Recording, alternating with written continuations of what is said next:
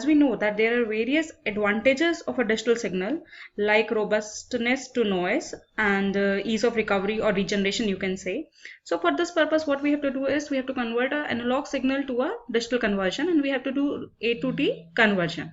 So various methods are there for this, like pulse code modulation, PCM, delta modulation, and many more techniques. In my discussion, I will be today discussing on pulse code modulation. So when we come to PCM, it mainly consists of three main steps that are required to digitize an analog signal. And the steps are: first, we have to sample the signal, then quantize it, that is quantization process, and then binary encoding of this. So now, before applying these steps, whenever we are having an analog signal with us, so what we have to do, the main requirement over here is we have to band limit our signal. Okay, that is, we have to limit the maximum frequency component that is present in our signal. But doing this filtering, we have to ensure that we do not distort the signal by deleting or removing the high frequency components that will affect the shape of the signal if you filter them out. So filtering has to be done depending on what will the data rate and so on. That I'll explain you later. So the following figure shows the component of a PCM encoder. Encoder means we have to convert analog signal into digital, transmit the digital signal. So this complete process is done by an encoder basically. So in the diagram, in the starting, you see we have a analog signal over here. Then the PCM encoder, as I explained, consists of the three main steps. And finally, we are getting the digital data at the output. So over here, after sampling, just see that the time axis is not discrete. That is, we are having samples of the analog signals that was given at the input of the sampling block. After we quantize the signal, now what we have to do, we have to quantize these samples. Quantization is rounding off the amplitude of the sample that we have got after sampling with certain rule. So we have defined discrete amplitude levels over here. We have quantized the signal, and depending on our level, we'll encode into a digital data in the form of ones and zeros. Okay. So now coming to sampling, how basically sampling is done, or what we require. So sampling is what we have to do. We have to take an analog signal. We have to we have to get the discrete components. We have to get the discrete samples in time domain. But as we know that when we are transmitting these, so when we'll convert into digital signal, we'll transmit the digital signal. We'll do the recovery also. We want the signal back also. So whatever we sample at the receiver side, from the samples we have to get our signal back. So there is a theorem over here that will be applied for sampling. So let's suppose we have an analog signal, and let's suppose we are sampling it at every TS second. After every TS seconds, we are sampling the signal. So TS over here, the interval between two samples is called as sampling interval. And the reciprocal of it, that is 1 upon TS, is called as the sampling rate or the sampling frequency. So now there are three methods that can be used to sample the signal: ideal sampling, natural sampling, and flat top sampling. And after that, when we apply sampling process, after that we get a signal that is called as PAM signal. So the figure shows the three sampling techniques that are there. So in the ideal signal, just see, we are having the samples over here. There was an analog signal shown with the dotted line, and we have taken some analog signal samples over here.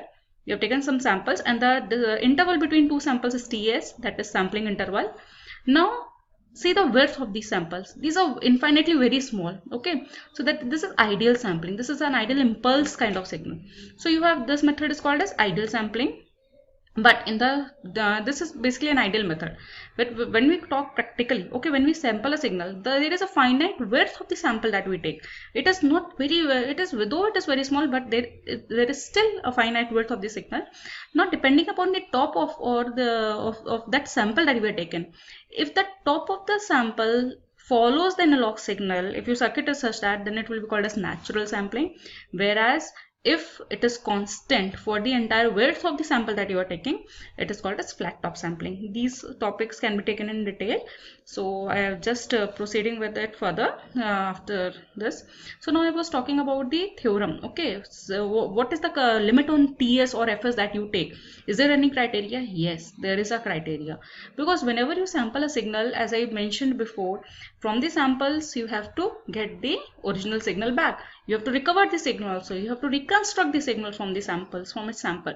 So the theorem says, there is a theorem that to get the sample back, to get the signal back from its sample, your sampling rate must be at least 2 times the highest frequency component present in the signal.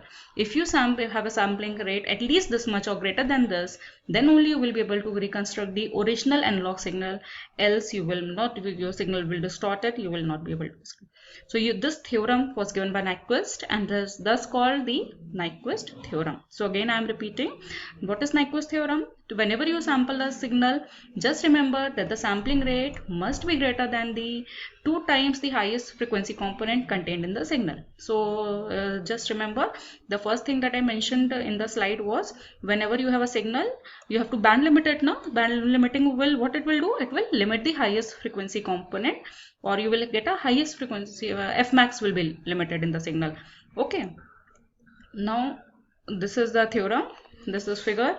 So let us suppose we have a low pass signal. Nyquist rate will be 2 times Fmax, or if you have a band pass signal with lying between Fmin and Fmax, your Nyquist rate will be 2 times of Fmax. 2 times of what is Nyquist rate? The minimum rate at which you need to sample. So the minimum rate will be 2 times of maximum frequency component, 2 times of Fmax. You can sample greater than that, but minimum rate is called as, which is called as Nyquist rate, is 2 times the maximum frequency component present in the signal. So now coming to the next step of PCM encoding, that is quantization. So what is quantization? Now we have got the sample signal. Just see back, this was our sample, the sampled signals that we have got over here. Okay, so this was our sampled signals. Now we have to quantize these signals. So what we have to do in quantization process, let me explain you the quantization process first of all. Let's suppose you are having a signal, you have a amplitude levels, you have various samples with the amplitude range lying between Amin and Amax. Minimum value of the sample value is Amin and maximum is Amax. Your signal, all the sample values, amplitude are lying between this range. So what you have to do, there, as you see, the sample can consume any value between these two limits. So you have infinite amplitude values that are present in the in this range. So what we have to do now, we have to limit them. We have to make discrete amplitude levels, and your sample at any point can take only these discrete values. So what we have to do, we will be doing the rounding of the signal and approximation of the sample to its nearest level, that will be called as quantization level. So how do we get this quantization level is, take your signal, you know it is between min and max values, divide this min and max value by L zones, capital L zones. Okay, so you will get L blocks, each of height delta. So this delta is called as step size, and delta you can calculate by formula max value minus min value divided by the level zones you have taken, L. So now when you have got zones, what you have to do now is, each zone you have to find out the midpoint of the zone, and every midpoint you have to midpoint of each zone you have to assign a value from 0 to L minus 1. So when you have L values, that is, you can number it from 0 to L minus 1. So any sample value at any time, you will see that it will lie in a zone. So what do you have to do? Whatever are the samples lying in that zone, just approximate it to the value of the midpoint of that corresponding zone. Now here is an example. Let's suppose Vmin is minus 20 volt, Vmax is plus 20 volt. So what you have to do, let's suppose I am using 8 quantization level. My zone width will be 5. The zones will be from minus 20 to minus 15, minus 15 to minus 10, and so on. And the midpoints correspondingly will be, for example, minus 20 to minus 15, the midpoint is minus 17.5. So I have find out all the midpoints over here. So now what you have to do, after third step, final step is encoding. So encoding, suppose I have divided into 8 zones. So log of 8 to the base 2 will give you 3. So I can easily write digital representation in 3 bits for 8 level, that line from 0000 to 111. So what you have to do, whenever you are choosing L, just every sample, depending on the number of levels you have taken, you can find out the number of bits that are required to represent a signal in digital value. Okay, so 000 will be the lowest zone, level number 0, and next zone will be 001, and 8th level will be 111. So wherever your signal is lying, just whenever you have done the approximation, or when you find out what is the level at which the signal is lying, just give it encoded by the value over here. So this is an example, and just try to solve this example. So you will see that we have got the digital data over here. And now what is quantization error? Just I want to explain. Whenever we are rounding off a signal, so what we are doing by this approximation, we are actually changing its actual amplitude value. So this is a little error that we are introducing. Okay, so this is quantization error. Okay, the difference between the actual and the coded value, that is midpoint, is referred to as quantization error. So when you take more zones, delta will be small and your quantization error is going to be small, but then what will happen, your bits will increase, because L will increase, number of levels will increase, the bits required for encoding will also increase, so you will have a higher data rate.